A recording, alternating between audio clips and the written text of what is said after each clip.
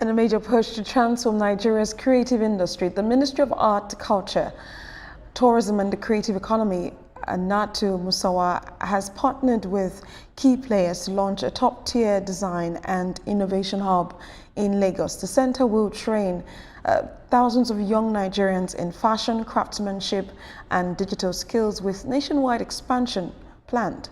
Mariam Mohammed reports. It's a landmark moment for Nigeria's creative economy. The federal government and stakeholders in the creative industry have signed a 5-year memorandum of understanding to launch the Center for Design, a cutting-edge creative hub focused on fashion and leather craftsmanship.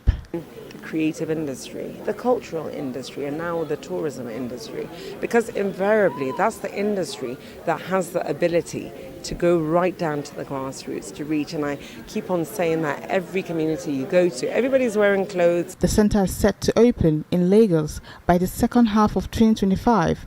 Will offer training to over 5,000 creatives, providing access to global fashion markets, e-commerce platforms, and world-class digital tools.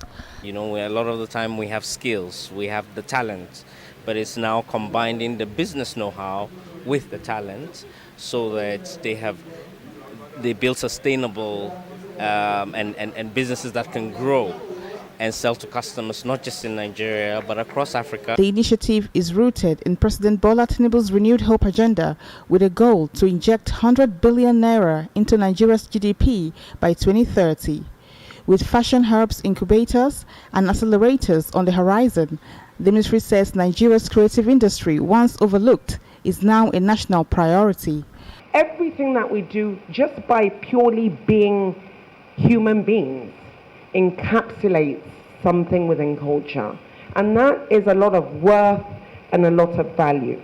At the launch of Nigeria's Everywhere event, Ministers of Youth Development and Women Affairs, who were also present, also pledged their support in reshaping the economy.